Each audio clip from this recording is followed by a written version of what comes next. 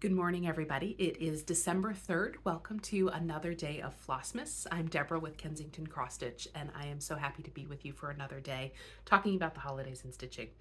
It's another gloomy, rainy day here in Connecticut, but that's okay. I was able to get all of my decorations up like I had hoped yesterday, so I finished up getting my cross stitch out up in my craft room, and then I was able to get the tree decorated, and it's just something that is in a cheerful corner of the house. I actually can see it right out of the corner of my eye here, and I really love getting to see the lights and the decorations. It's something that is just so special every year. The cats, of course, are very excited to see the tree back. It's one of their favorite things.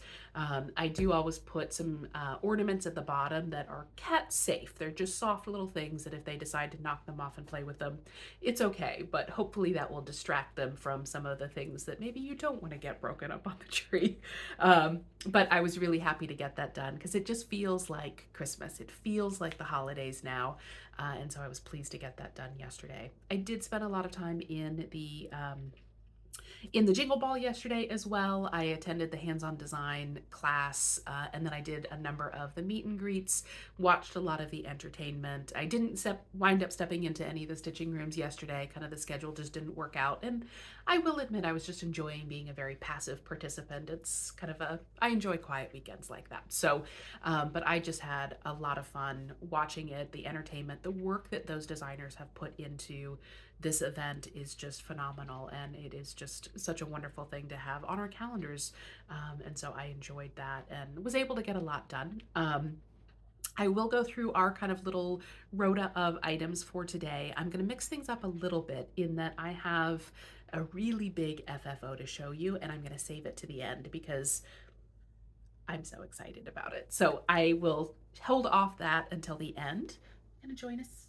We've got a cat, maybe right out of frame. Oh, hello. Come and join us, Mr. Man. Yeah. Hello, sweetie. This is Doc. He is still figuring out everything because things are a little bit differently set up than normal. So he's figuring this out. But this is his new favorite spot, is the back of one of these chairs. So sounds like we've got a visitor for today. But let me show you, first of all, a couple of patterns that I haven't stitched yet, but would really like to in the future. And so a couple of times this month, there are going to be times when I'm going to show you more than one pattern from a specific designer because I couldn't pick. Hello, Mr. Man. Hello, sweetness. Aw, thanks for joining us.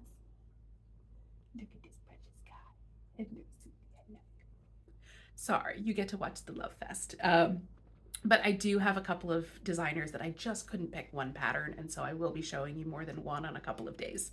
And today is one of those days. I have two Lizzie Kate patterns to show to you. Some of you who have been stitching for a while may remember Lizzie Kate used to put out an annual series of smalls called the Tiny Tidings, and this is Tiny Tidings 15. And this is one that once I learned about them, I would pick up as many of them as I could, but there were usually 4 or 5 patterns in each of them, and so it was a really great deal to pick up. And there are several on here that I would love to do, but this one with the little reindeer and his spindly little legs is my favorite. I cannot wait. He just looks like he's a baby animal, kind of getting his legs under him and figuring things out. So that is one I would love to stitch. And you may remember that Lizzie Kate was really known for these bright, whimsical colors. Oh, excuse me, am I not paying attention to you? Hi, sweetie. Hello, precious. She was really known for these bright, kind of whimsical colors, and that was what appealed to me back when I was stitching 10 15 years ago. And then toward the end of her career, she started doing more kind of subdued colors, more prim designs, and I remember at the time being kind of frustrated about it because it wasn't my style, and I was like, but I don't want to stitch that one. But of course, all things change, and that's actually the things that really draw my attention and my eye these days. So I came back later and I bought the 2013 stockings, which of course I missed at the time, but these are the Flora McSample series, and I really love this 'Twas the Night Before Christmas, as well as that alphabet sampler, and they're just a little bit different, more subdued colors, but equally beautiful. And so those are 2 patterns by Lizzie Kate that I would like to stitch in the future. The next thing I want to do is show you, we'll open up our advent calendars together. So the first one that I will do today is from the Historical Sampler Company. And again, I pre-prepped the sticker, but this will be our prize for the day. Oh, how fun. This is a little punch and it has a snowflake. And so if you want to, you can have a keychain and you can just wander around punching little snowflakes out of everything. That is just tiny and so cute. And this is by Rico Design. Oh, fantastic. That's one of the German companies that I really like their things. So how fun. So that was from Historical Sampler Company today. And then our other one is from Tom and Lily, and this is the thread advent calendar for the month. Oh, how fun. Oh, we got a little bit of an extra thing today. We got some tea. I know that Melanie often includes tea in her packages, which is really enjoyable. So a little extra surprise for today. And then, oh, how beautiful. This is Magnolia, and it's just a soft kind of baby pink. How lovely. I was watching Kathy Haberman, Hands-On Design, talking about her Jingle Ball releases yesterday, and she has I think it's called A Little Bit of Joy and A Lot of Joy. It's kind of the two round circular pieces, and she talks about how there is pink in that design as one of the accent colors, and this would be perfect for that. And I did purchase those patterns, so what a great color to use for that. So that is Magnolia for today. The next thing I want to show you is, of course, the piece that I am working on. This is our little Advent Stamps series. Every time I stitch on them, I'm like, I really didn't expect them to be quite this small. So it's not maybe as much stitching as I had thought I might be getting myself in for this month, but I have to admit, I'm not going to complain. It feels like something I can do very easily, very quickly. So kind of a low bar challenge, and something that I will hopefully be able to keep up with. I say this knowing that we're on like day 3 of 24 of daily stitching. So we'll see how it goes. But this is my progress so far. And we got today just this little frond strand of Christmas decoration. So I thought that was really lovely, and I got to use my brighter or my darker red on this one today. So I've just been so pleased with stitching that one up. I also wanted to show you today my project bag that I've been keeping this project in. This is something that I hadn't done, but I thought you might enjoy it. So this is just a bag that I made myself last year using the Elizabeth Ann Can Stitch tutorial, as so many of us do.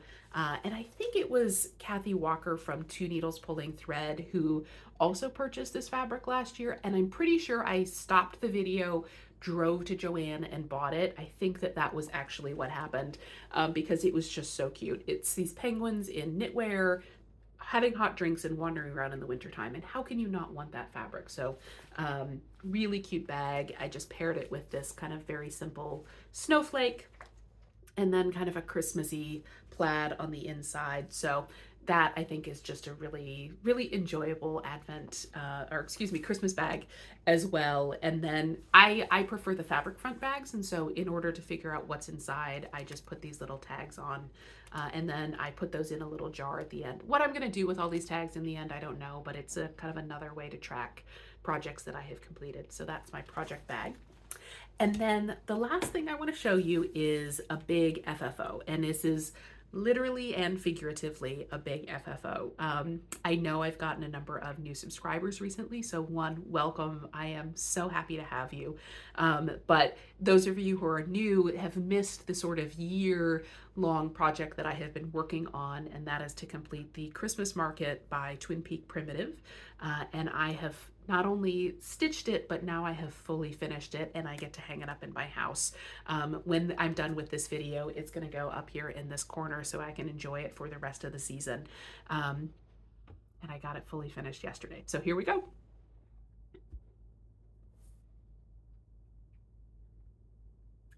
I am so excited. I apologize with this view. I can't actually see what you're seeing, so I hope this is in frame. But this is my fully finished object for Twin Peak Primitives. And as I mentioned, this is something I was working on for most of the year. I had divided it up And so I was essentially working on one stall or one motif every month. I finished it in, I think, early October. And then yesterday I took the time to fully finish it. This is a frame that I purchased, I think it was at Michael's last year, and this is a custom frame that somebody decided to not take, and so they put those on sale. So it cost me $9, and I was like, all year I was like, I really hope this is gonna fit. I hope this is gonna fit, because it was just such a perfect color and a perfect shape, and I was just like, if the dimensions work out, this is gonna be fantastic. So I think it's great. It's got maybe a little bit more margin than you might put on some pieces, but I think it works. I thought that it was fairly close on all of the sides. And this is kind of, it's not leather, but it's kind of like a faux leather. So it's soft, it's very supple feeling. And so something that is, I think that just is really perfect for this. So this is by far the biggest piece I have ever framed. I've done just a couple of very small ones, which I did using the lacing method many years ago, but this one I used pinning, and then I just did kind of a little bit of very perfunctory lacing on the back just to hold the extra flaps in place. But I watched Helen D's tutorial on how to pin and how to frame, and went through and figured that out. So I ran kind of a thread along each of the edges so that I would have something straight in order to go by, because this is a linen, so it's slightly uneven. So I pinned all of the sides, and then I put it in, laced it, and this is on foam core. I thought it took me probably 2.5 hours yesterday from like start of the process to it being done. Nothing was difficult about it. It was actually a very, very easy finish. I will definitely do pinning in the future rather than lacing, because it's a lot easier to correct any mistakes and make tiny adjustments than it is with lacing.